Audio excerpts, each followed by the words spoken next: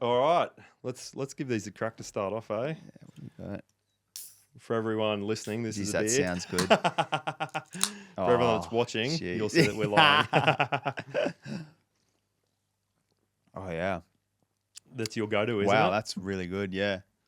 I made shout out to Simone. Made her drive down the server and grab me a couple before we kicked off. Oh, wow, that's actually really good. But here we are, beers and buying, or sparkling water and and buying. Welcome.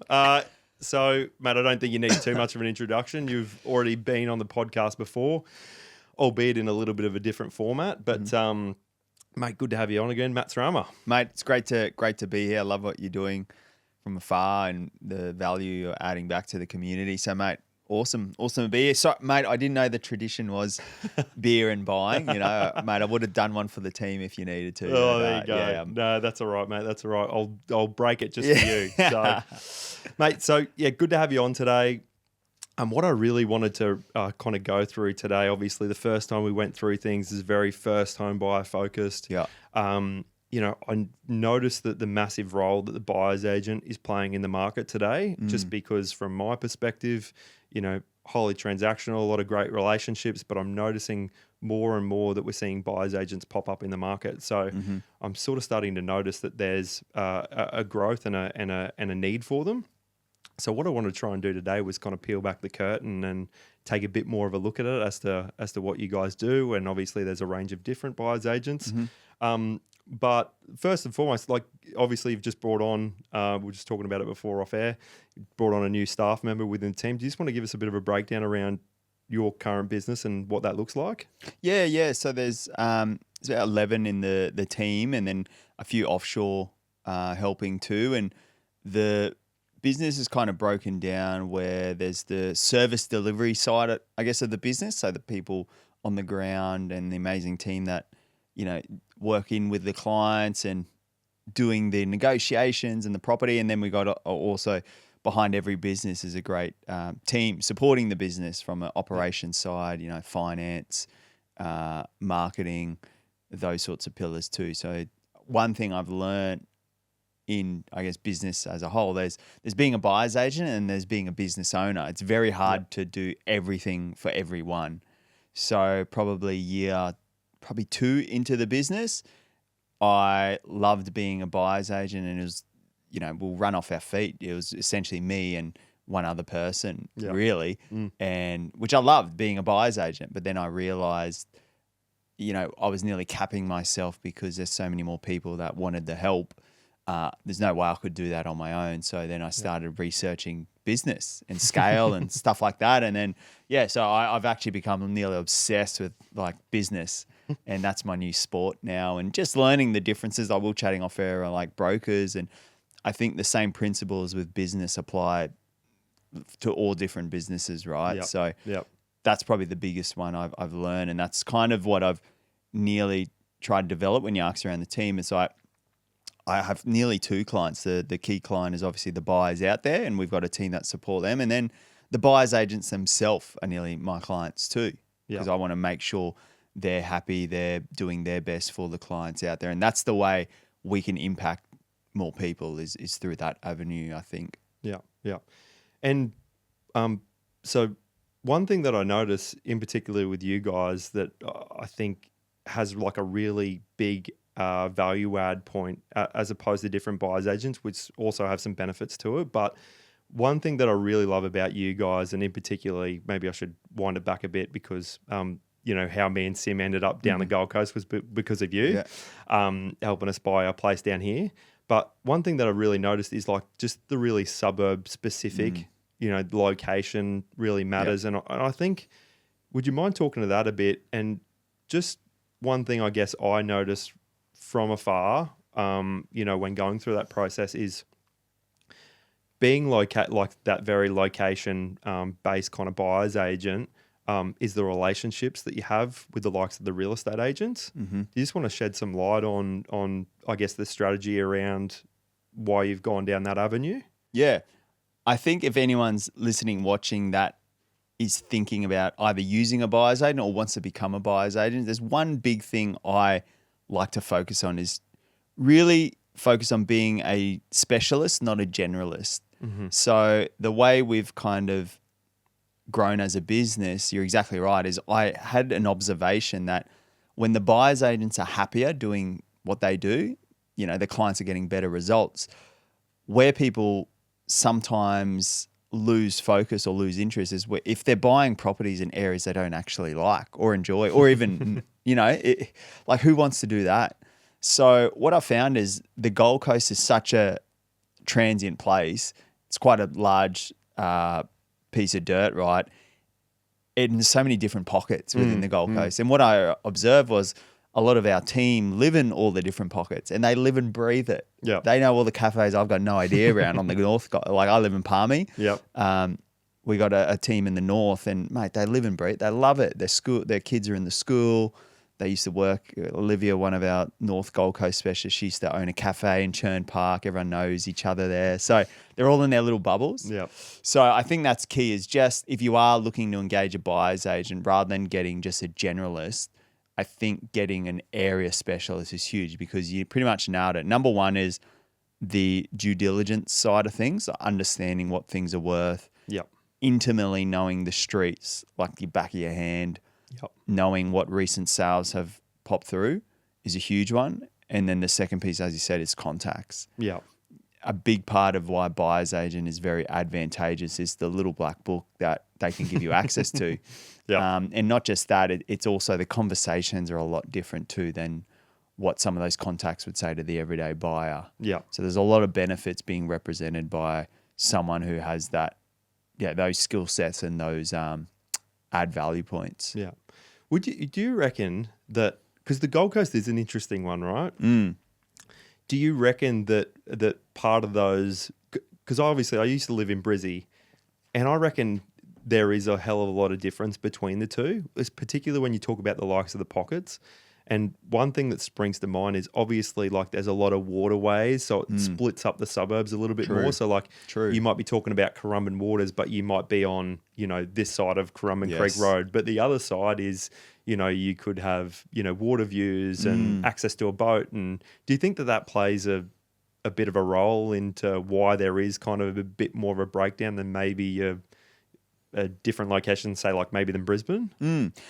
I think one thing, you're exactly right. I think one thing I've noticed as well about the Gold Coast is that obviously the infrastructure and transport is getting there, but we're well and truly behind the likes of Brisbane, especially Sydney and Melbourne. Like they rely on transport. Yeah. Gold Coast, not many people catch the bus. Like I think it's great. I think more people should and use the tram, but not many people do on the coast. That word down here. Yeah, the tram. I think it's great. Why I think that relates to your question is walkability is everything on the Gold Coast. So it's all got to do with how far you are from the sand, isn't literally, it? yeah, there's that. And then if your local cafe is within walking distance, you got your cafe, your beach, your supermarket, everything within.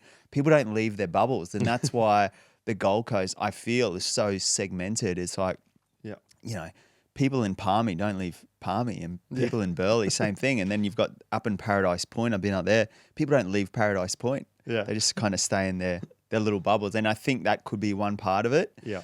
And then number two is the uniqueness of each area, like the versatility and like what each pocket brings in terms of the feeling and the vibe. Like every time I step down into like Rainbow Bay and Kira, I get that relaxed kind of surfy vibe, you know, and then you head up to the north end, you know, near Marina Mirage, and you get that more bougie sort of vibe and restaurants and more that boaty scene.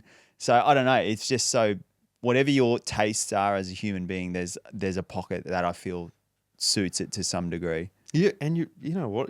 That just got me thinking, because obviously we're talking about the waterways and that sort of stuff. But when you think about it, you could be in a high rise, right on the beach. You could be on the water, like on a canal. On a canal, yeah. You could be in a normal resi scenario, suburban house. Yeah. Or you could be on acreage out the back of Currumbin. Yeah. Like where else in the world could you fit those? And we're talking probably 5-10 minutes drop. Yeah, I know. If that between those four different property that's a good types. point, actually. Yeah. Which is nuts, isn't it? That's a really good point. I never thought about that. Yeah. But so just going back to the buyer's agent side of things, like just take us through, not pretend like I'm a client, but take us through like that process a little bit around what that looks like from your perspective, onboarding a client, research. Mm-hmm. Just give us a little bit of a dive into what that looks like from your team's aspect. Yeah.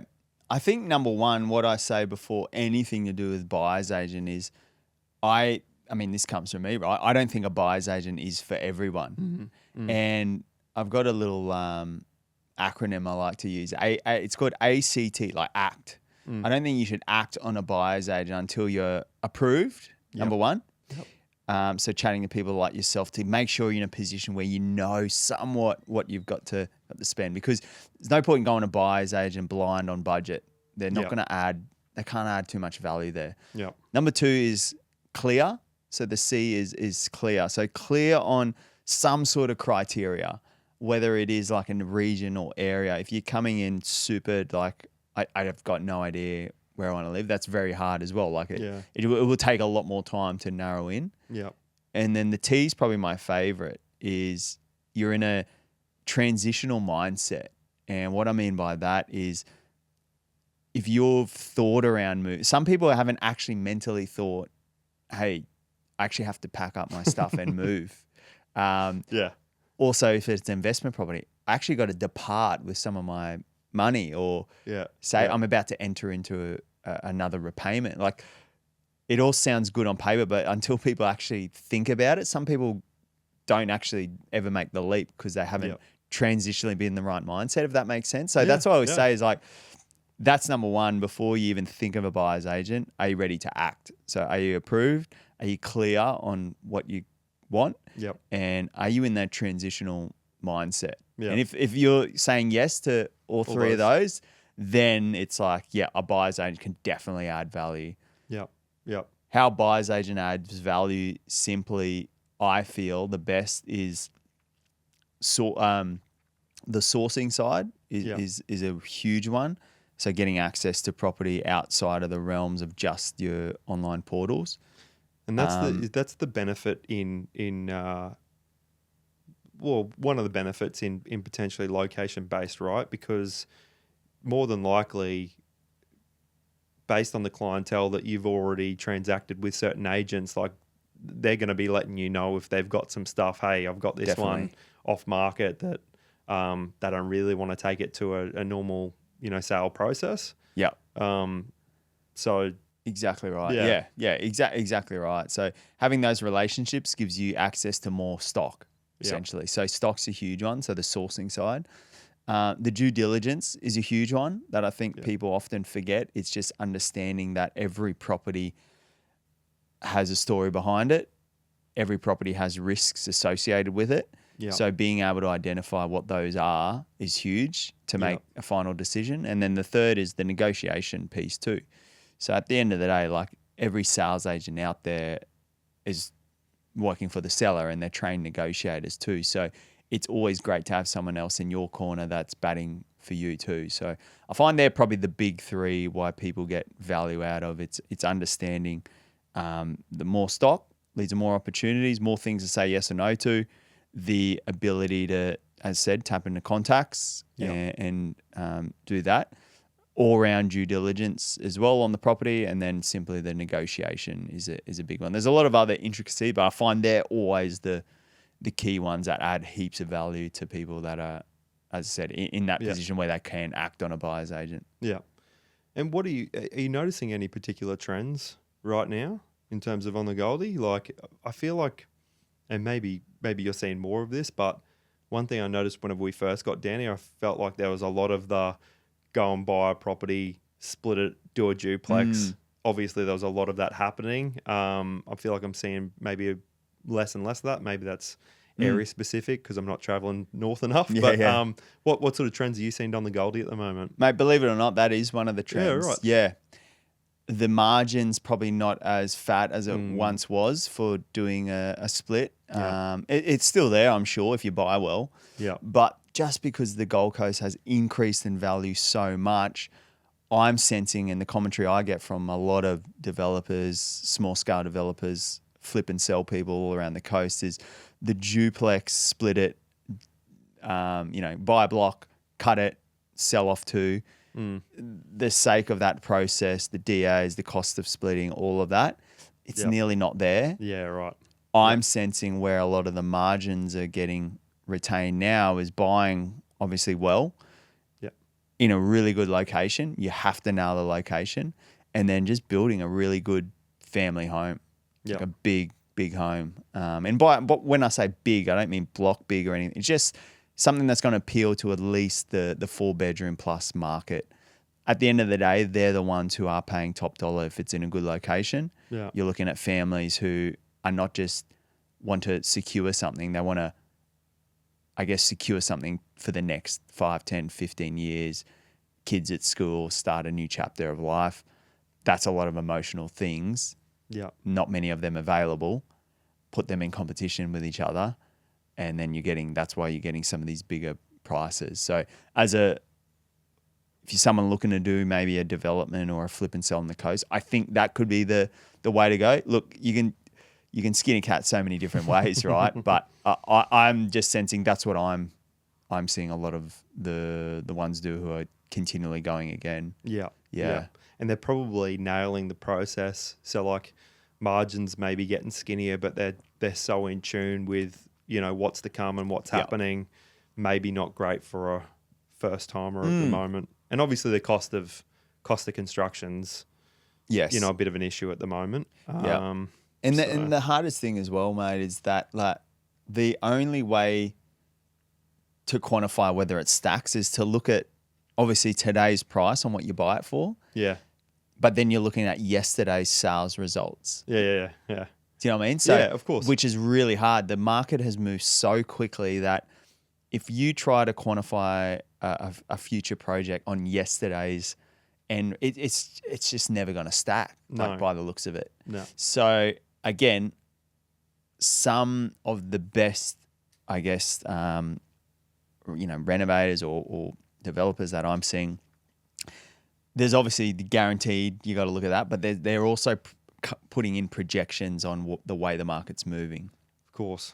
Because it's going to be 6, 9, 12 months. Exactly. Or depending on DA counts, all that sort of stuff, it's maybe even longer than that, right? Yeah. And what we're seeing with past trends, and when you ask around trends, is that the market has moved within 12 months quite a bit. Yeah. So quite a lot too. So that's what I mean. It's hard to make it stack on what you're buying it for today.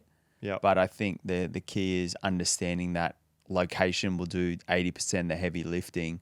And if you nail that, you can nearly guarantee that the way the Gold Coast is going with all the migration and everything, that it's safer to look at things that way of like a future projection, But one thing is always, you never want to go all out on anything. No. I think the biggest tip I can give for anyone looking to do a development or a project, a flip, is you have to make money on the way in. Yeah.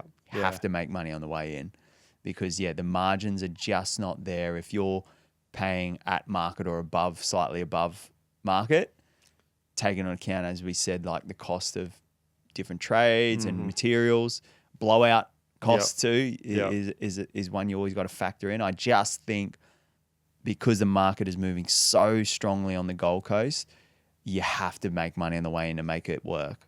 You've probably got to engage, find a relationship with a town planner as well if you're looking to do something like that, just so you can understand the costs and all the ins and outs before you go and sink money into a property and go, oh, wait a minute, I don't want to necessarily, or I can't do what I want to do, right? Yeah. So all the best ones we've worked with, they come to us like gun loaded. So that includes finance, they got their entity sorted, they got the town planner on speed dial, kind of everything ready to go. Yeah. So you pretty much nailed it. Yeah. Art of the negotiation. Yeah. Let's just talk through, and actually, you know what? I'll use what you used for us whenever we got our place, and I just, if you've got the ability just to give us a couple of insights into maybe things that you've utilized over time. But the thing that I think helped get us over the line whenever we bought our place, and one of the beauties was we were super flexible with settlement and getting into the property. But one of the things you utilised was that lease back clause. So we bought the property, or we were trying to buy the property, and you came to us and said, Cole, Sim, this is my idea. The other people who you're buying off, they've bought another property, but they want a little bit more time in the place to be able to move between properties. So I think you said if we can give them 2 weeks in there, work perfect, lease back period, I think that's going to get you ahead of everybody else. And funnily enough, we did it. It worked. And I just thought up until that point in time, I've been in finance for a fair while now, but I just found it really unique and thinking outside the box. And I feel like settlement's one of those things that you can kind of, if you can work in with the seller or the agent, then sometimes that's something that can kind of get you ahead. Is there any other kind of quirky negotiation skills that you've used over time? Yeah, man. Yeah. I mean, negotiation's one of my favorite topics. I love it. And it's such a good one. And probably my overarching tip I can give on negotiation is there's order takers and then there's deal makers. And order takers, I feel, are people who get information from an agent. They absorb the information and then they pass the information on. That's great. Nothing wrong with that. I feel the more successful negotiators and buyer's agents are people who can absorb the information, think about a solution that's going to benefit both sides. And it could be solutions outside the norm, right? Yeah. And then, I guess, execute on that. So really good example on your situation is, most people, and mate, it was a while ago now, but it's happened more than once, right? That sort of scenario. It's a common one where people get so fixated on the price. I always say there's price and then there's terms. They're just as important. So in a negotiation, obviously a seller wants their dream price. I mean, everyone wants their inflated price. But I can tell you right now, if you can appeal to their terms, that can significantly improve your chances of getting a property. We've secured many in the past where we've offered a lot lower than what the highest offers were, but we've come up with some sort of random appealing term that suited the seller. And then people always ask, well, that's all good to know. Like, terms count, not just price. Like, how do you find that out? And that's why I say is you have to ultimately be really good at asking great questions and being curious. So, and you're talking about with the agent, right? With the agent, yeah. Because I always say this in negotiation, every property has a story behind it. It's your job as a negotiator to understand that story and then unravel that, put it all on the table, and then the cherry on top is, can I create a win-win scenario for everyone involved? And I think that is the biggest fallback of most buyers agents who don't see success in this industry.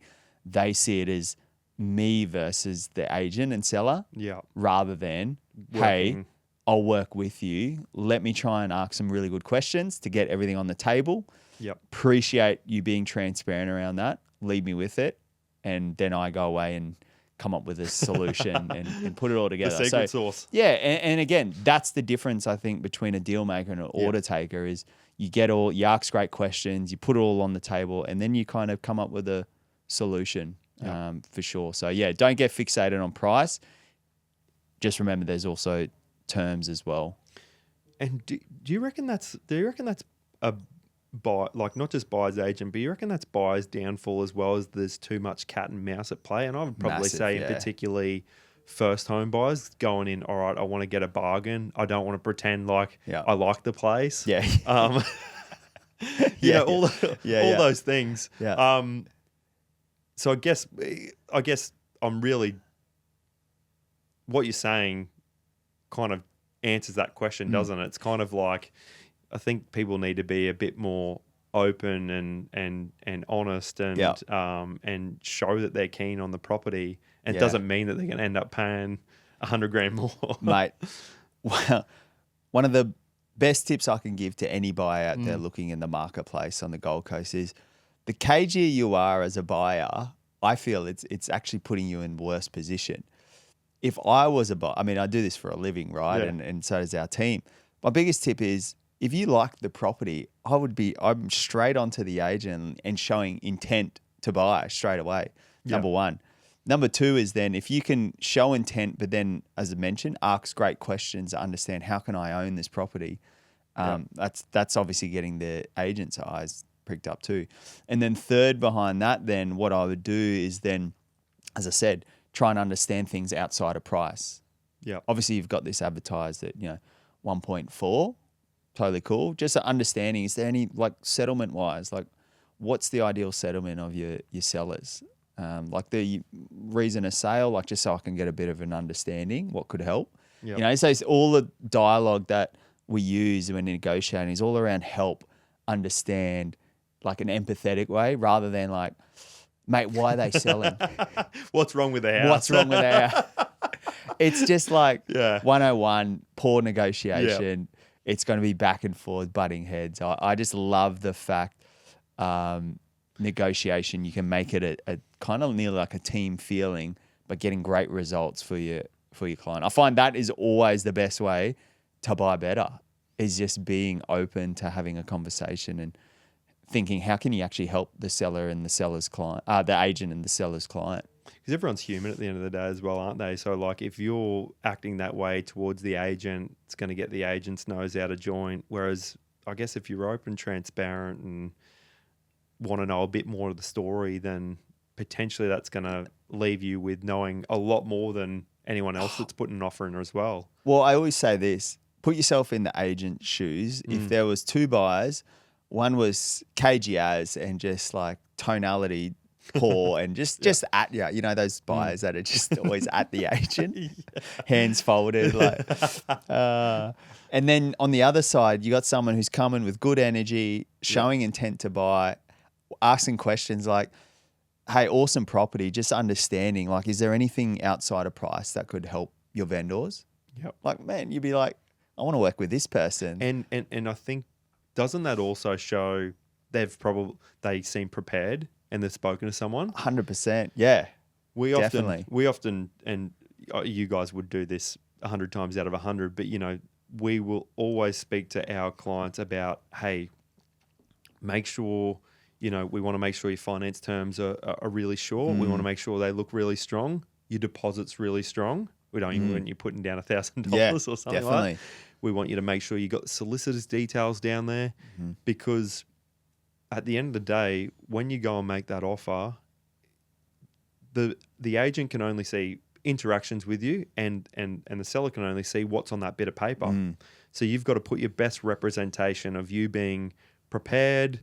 You look like you're in a very strong financial position because you've got a really solid deposit. Yeah. So I always encourage people to make sure that when they're putting their offers forward, to make sure that, you've got those things set up so that you're in the best position possible to be able to get a favourable outcome from the agent. Oh, 100%. You pretty much know it. They're like finance clauses and things that are huge. So if you've got a savvy broker like yourself, because all the ones we've worked with you, they're always sharp. Like it just makes our job so much easier. And like the average buyer doesn't understand having a savvy broker that can let you know, hey, we can put this as 14 or 7 or even 5 day. Yep. Dramatically increase. Some brokers won't go to the extra mile to let them know that, you know, and buyers just don't understand why they keep missing out. Such a competitive market still. I'm finding it. Maybe we can talk to that a little bit, but I just feel like unless they're using a buyer's agent, which obviously is going to, you guys do a tremendous job of sorting that framework out so that, everything along those lines is perfect. But for any clients out there, a lot of our first home buyers, they're obviously not necessarily using buyer's agents because they're scraping the money together to make it happen. But, I feel like as a broker, you're really doing a disservice to your client if you're not taking them through that whole process, from start to finish. They could walk in, any client could walk in anywhere and go and get a home loan. Yeah. They could walk into a bank. They could walk into an Aussie. They could walk into a Mortgage Choice. They could walk into wherever. They could probably get one online if they wanted to. What separates a good broker in all of that, I think, is just working through the chaos with them. It's like, yeah, cool. Okay. Part one, get the loan. Let's make sure that's nice and seamless. But okay, how do we actually get you into the property? And, for us, it's giving out property reports, certainly not as detailed as what you guys do. You guys get real up-to-date data. We're using Core Logic, which is a little bit further behind. But it's kind of like giving them property reports, giving them advice. Hey, if you need to put an offer in, give us a call. Like, I think any good broker has got to be doing that these days so that they can put their clients in the best position possible to actually be able to get a property. Yeah. Because in this market, I just don't feel like, I think that there's almost got to be an element of luck that someone buys without that advice, other than obviously them listening to your podcast or anyone else's out there that's kind of talking through these sorts of things. So, I always say the 2025, the Gold Coast market, it's still competitive. And I think where buyers are going wrong is they're not getting seats at the table. So the way they can get more seats at the table is being a sharper buyer coming into the property. So again, having sharper finance, as you said, making sure all your ducks are lined up before going in. One of my favorite tips I can give to any buyers who want seats at tables is instead of offering like via text or, the letter of offer form and stuff like that, walk to the agent and just say, Mr. and Mrs. Agent, can I have a copy of the formal contract? I'd love to submit an offer, a formal offer. It's a good idea. I know, and it's crazy how many buyers don't do it. 9 times out of 10, if it's a great agent, they'll go, sweet, all right, I'll email you right away. And Billy does that well too. Like I remember Billy talking about that, like, and maybe that's a protection of his client side of things, is he'll actually get people to submit their offers through contract. Yeah. So like there's a commitment there. Mate, it's crazy. It baffles me too how many sales agents sometimes don't offer that. I'd be straight onto that. So the biggest tip I can give out there to any Gold Coast buyer is if you've got interest in a property and you like it, first step is walk over to the agent and say, Mr. and Mrs. Agent, can I have a copy of the formal contract? Here's my email. How soon could you get it to me? As soon as that's in, I'd be putting in that initial offer straight away, getting it all signed, obviously doing your due diligence first because it is formal. Have your solicitor ready to review it. And if they're happy, submit. And the key though is, and it's probably one of my favorite negotiation tips, is your first offer doesn't have to buy the property. If I've shown intent to the agent on a formal contract, the price might not be what they want. But I can tell you right now, an agent who had 40 people come through on the open home, the one who submitted a formal offer and it's signed, I'm telling you right now, the good agents are negotiating with that person that day. Yeah. So if you want to, again, as I said, get a seat at the table and not be another one of these deflated buyers who said there's 50 people at the open home and I'm just wasting my time and my letter of offer is at the bottom of the pile. It probably is. Yeah. I reckon go get a formal offer, get your solicitor ready, review it, put your offer in. It's formal. If the agent comes back to you and says, hey, nice try, not a great price, leave it at that. Mr. and Mrs. Agent, what sort of price could get it done today? Just ask them. I don't know why people don't ask. Can we clip this up, please? Yeah, I don't know why people don't ask them. Yeah. And just theoretically speaking, they say, well, I've had pricing conversations. Sounds like 2 million could get it done today. Yeah. And honestly, I say, cool, could they countersign on that same piece of paper I gave you? Could they countersign that? So, yeah, okay. Countersign, bang, we're in a negotiation now. We're shutting the door. We're not even worrying about all these other buyers. So that is my biggest tip. Amazing. Even if you're not seeing value at 2 million, whatever it may be, at least you know where the other side is at. The smoke and mirrors are letters of offers and put your best foot forward and you tell me what it's worth. You throw like, how's a Gold Coast buyer supposed to know? So that's my biggest tip is put in a fair, strong offer on a formal contract. Maybe it doesn't buy it.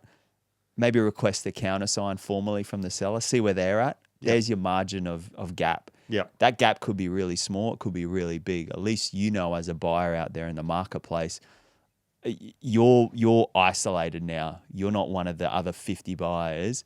You're literally on contract. You're an initial away from owning it. Yeah. So that is the easiest tip I can give in terms of getting a foot in the door in a busy market like the Gold Coast. Mate, that's gold. Far out. We'll definitely be clipping that up Clip and it. punching it out.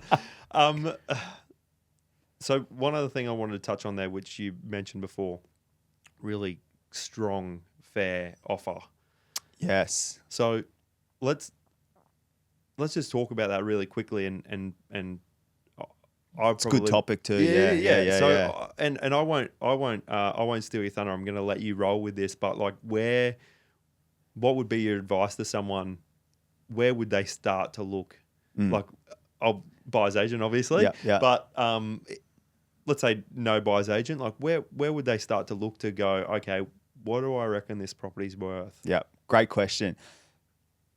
One of my biggest tips with initial offers in formal contracts is there's a zone. There's a zone. There's too much on the opening offer because you just shot yourself in the foot. But there's also probably what most buyers do is they come in way too low. Yeah. And my suggestion always to buyers is don't do that, because all you're doing is wasting not only the seller's and agent's time, you're making yourself look like a time waster, and you're not going to be treated seriously. So that's where the importance of quantifying value before putting an offer in is huge. When you ask me how do you quantify value, I'd say the biggest one is obviously comparable sales. Number one. Yep. Number two is Do you want to just digest that a little bit? Comparable sales, Yep. like give us a So comparable sales is essentially, I'd go on easy way for everyday buyer, realestate.com. You click sold section, and then in the filters section, just put in the last 90 days. To be honest, the last 30 days on the Gold Coast, because it's moving so quick. My biggest tip with sales data like that, though, is remember it's a lagged data. yeah. Lag data. So a lot of those properties you're seeing as sold are now settled. Some of those settlements were 90 days. Yeah. So where I see Contract signed. Yeah. Yeah. So what I see buyers get stuck is they see a property similar, comparable. They'd say comparable, 3 beds, 2 bath. It's also in Currumbin. This one's in Currumbin. Yep. This one sold in January for 1.6. Yeah. Mine looks similar. It's now March. Surely 1.6. What they don't know though is that property went under contract back in November or even spring. Yeah. And it's only settled and become available as data in January. So that's Great a point. big one. I always say is a lot of buyers are chasing the tail. So unless you know intimately what that property is somewhat worth, you'll always be in that loop of like, that doesn't make sense on the data. It's because the data's so lagged. So that's a huge one. So how would you find up-to-date data? I think is the big one. That's Yep. where relationships are key. Yep. Yeah. If you're following and you press that little star and you're keeping track of the market, as soon as it sells, I'd be straight on the agent. Hey, just wondering, how'd that go? Is it unconditional? Can you reveal what it sold for? Yep. Sale price, and then you can note that down somewhere yourself and just Instagram. check their Instagram, Yeah. and then what you'll find is you'll see trends then, like current trends. I'd even be asking, was it like Mr. and Mrs. Agent? That seems solid, or what do you think of that price? Yeah. Oh no, the Brit standard. Or no, that was wild. It was a family from Sydney, like crazy. It was a crazy auction. So you can get an idea, or like maybe that was a bit abnormal. And then that's probably the biggest way you'll identify kind of a zone on what it's worth. Do you think that there's a benefit then in reaching out to those agents in those areas that you're potentially looking at? Like, I mean, that's obviously the one great piece of advice is following the trends and following what's sold and speaking with agents off the back of that. But potentially, maybe there's a relationship to strike up Huge. there as well. Oh, massive. Yeah. Knowing that they've got an active buyer that's got. Yeah. Definitely. Well, any good agent would probably go, oh, that one sold for this, or what are you looking to do? 100%. Yeah. All the good ones. Yeah, they'll tell you for sure. Yeah. I mean, what sales agent doesn't like boasting about their sale price? So they'll definitely let you Yeah, know. yeah. So yeah, you can kind of gather some information there. But I think the biggest one that's comparable sales just on sale price. Yeah. I think a big one as well is understanding the other quantifiable relationship between sale price. So a big one we always look at is land size is obviously one. Obviously, location's a huge one. I wouldn't be comparing things to other suburbs. That's why pockets. Yeah. The pockets are so Huge. important, right? Yeah. Yeah. I wouldn't even. Yeah. Exactly right. So, Currumbin waters. If you're looking in Currumbin waters, I'd try and stick to only Currumbin water sale because the data will be so different. Yeah. So just stick to like a radius. I'd even do a map radius of 1 to 2 kilometers around the property you're looking at. Yeah. That can kind of give you a bit more direction. Obviously, beds, bath, auxiliary benefits is a huge one buyers forget. So any upgraded renovations is huge. So maybe additional 3rd bedroom, 4th bedroom, whatever it is. Yeah. It's fully new kitchen. They've all got a cost, a replacement cost as well. So that throws into it. And then key little ones like aspect is big on the Gold Coast. North facing, south facing, pool, no pool, natural light, no natural light. I think they all play a part too. But my biggest, I guess, overarching thing on quantifying value is at the end of the day, the market dictates what the value is.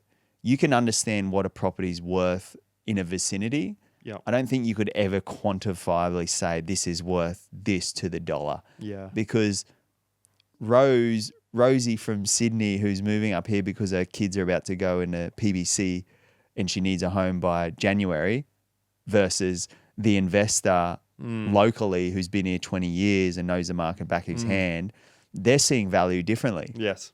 Yeah. So that's also one thing you also got to understand is who are you as the buyer? Are you looking, is this for capital gain or cash flow, or is this to start a family or upgrade the house you've finally been looking for to finally have a pet? That means something, and that comes at a cost to people. Yep. So you have to understand what that cost is to you. Yeah. Yeah. Yeah. It's a good point. A lot of good points in there. All right. We'll look to wrap in. I'll give you one more question. Try and give you one more question. Yeah. Buyer's agent, as I sort of said at the start, I've noticed, I don't know the data around it actually, but I've noticed that I feel like a lot more people are using them in Australia. Obviously, there's a big comparison to the US where it's like a very large portion of the population utilize a buyer's agent as part of the process. As people within Australia, I do feel like our time is becoming more and more important, and people are getting more and more time poor. Where do you kind of see the industry? Because I've noticed there's a lot more buyers agents in the market, probably more than there ever has been. Where do you kind of see the industry in the next sort of 5-10 years down the track? I think number one is understanding it is on the rise. Like we had REA come in. It's one of the most trended Google keywords search now is buyer's agent. So a lot more people are looking for it. Like they showed the actual graph and it was like bang, like in the last 5 years. Wow. Like it spiked in the last 2 years. Is that any like suburbs? Sorry. That was, I think, nationwide, just right. as a general REA. Yep. They looked on a Google search word. So the word buyer's agent in the last 2 years has spiked dramatically. I think it's because of 3 key things. I think a lot of people want to save more time. They want to save on stress and they want to save on money. Yeah. And I feel those 3 in particular are most of the pain points of a home buyer. They get overwhelmed of the process and they get more stress and overwhelmed of all the different properties or lack of. Yeah.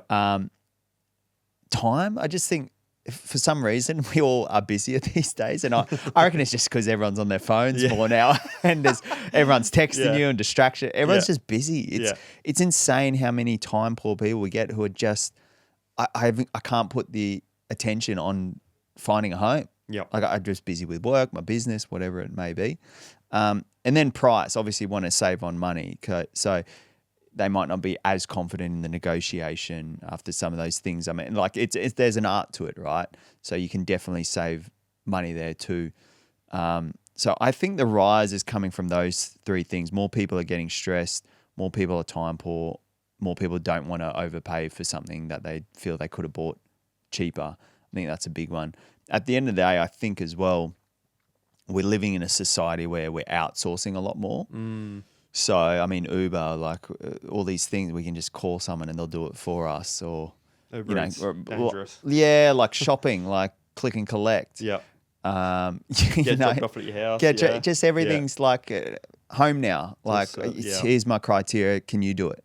So I just feel we're in that economy. Some people still love it, and there'll always be a place for those people to do it on their own. And that's why I say buyer's agent is not for everyone. Yeah. But for the people it is for, it adds so much value, in my opinion. That's why I've been so passionate about the industry and trying to upskill it, because the last piece I'll finish on is just like brokers, like you said, there's buyer's agents and there's buyer's agents. Yeah. So there's cheap ones and there's expensive ones. One thing I say in buyer's agent world, you get what you pay for. Get what you pay for. Yeah. It's not buying a pair of shoes, it's buying a home. So I always use the analogy, like just like a car, right? Like you got a Mitsubishi and you got a Porsche. At the end of the day, they're effectively getting you from A to B, right? Yeah. But the experience getting there is like far different. And being someone who loves business, and I've seen all different buyers agents business because I help do some mentoring, is there's a lot of different things. The more expensive buyers agents definitely have a lot more kind of nuts and bolts that help the, I guess, process move versus cheaper. I'd just be mindful if you're going cheaper option, you generally will get cheaper result as well, like in terms of like maybe not the right asset for you. So that's my only tip there. But mate, it's great to see the industry evolving, which is great. It's been interesting as well with AI too. Like I keep an eye on AI, and there's some companies that I think real estate salespeople, buyers, I just think, and brokers too. I just think they're just those industries where you still need a human attachment to it. At some point, we're using AI a fair bit more now for processes and streamline. Yeah. But in terms of replacing a full process that an AI can just buy a house, it could happen one day, 100%, just like selling a home or doing your loan. Yeah. I just think that human element to strategically kind of, and people still want to talk to someone, right? Yeah. Well, I mean, it's when you're dealing with money, there's a lot of emotion involved as well. Definitely. Especially like true. it's the most money, more than likely, it's the most money that someone's going to spend on something. So I think that trust is true. paramount, right? That's true. So, but you're right. Maybe we'll get to a stage of society and maybe me and you are out of jobs. Yeah. Yep. maybe. There was one point that you just made before that I just want to touch on really quickly, and it was more me just advocating for the cost thing. Because that's something that comes off a lot with buyer's agent. Oh, well, I've got to pay a fee to utilize, right? Fee for service. Just speaking on my own experience really quickly, our budget was quite a bit more than what we end up paying for that property. And I know when you guys sent me through the property initially, I was like, we can't afford it.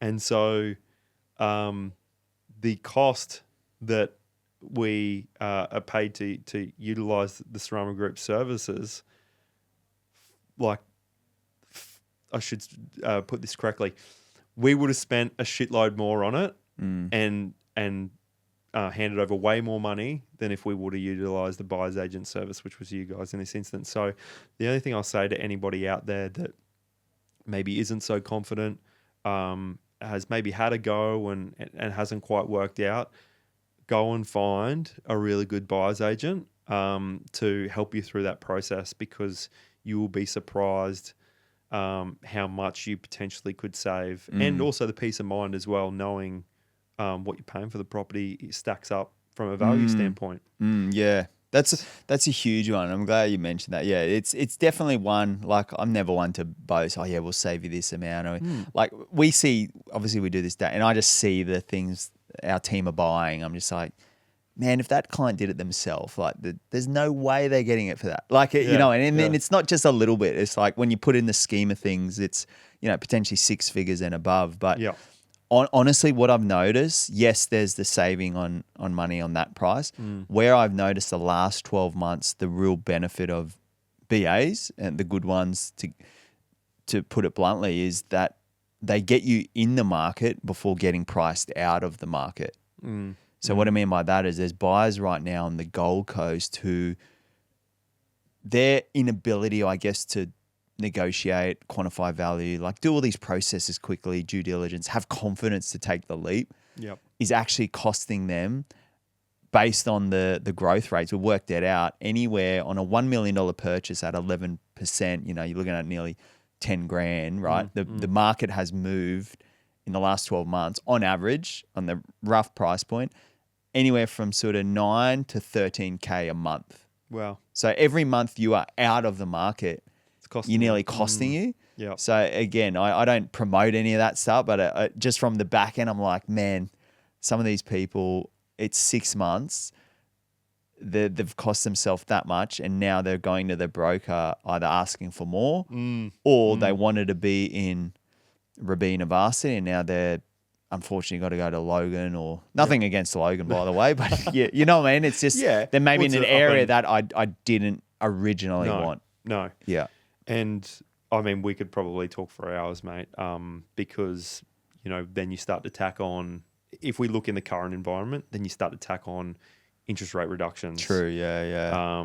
You know, there's going to be an election soon. I know that sometimes mean there's a bit of a slowdown, but, you know, the RBA are also saying that there's potentially going to be drops after that election. So, you know, with that comes people being able to borrow more money. You know, I personally feel like I've seen a lot of strength in the market when we had those couple of holds on the interest rates. Big time, you just sort of started to see it all come back. Now there's been a drop. I just think it's going to transcend into going in that direction of it's just going to keep going up and up and up. It's not to say to force anyone or scare anyone, hey, quickly jump into the market, but I would say that anyone's that is considering doing it and having a crack, that now's probably a really good time. So yeah, definitely. Mate, thank you so much. Appreciate your time. You guys are absolutely crushing it. Really excited to see what you guys do for the rest of this year. And, mate, appreciate you having me on the podcast. No, mate, thanks for having me on Sparkling and and buying. Cheers, mate. Cheers.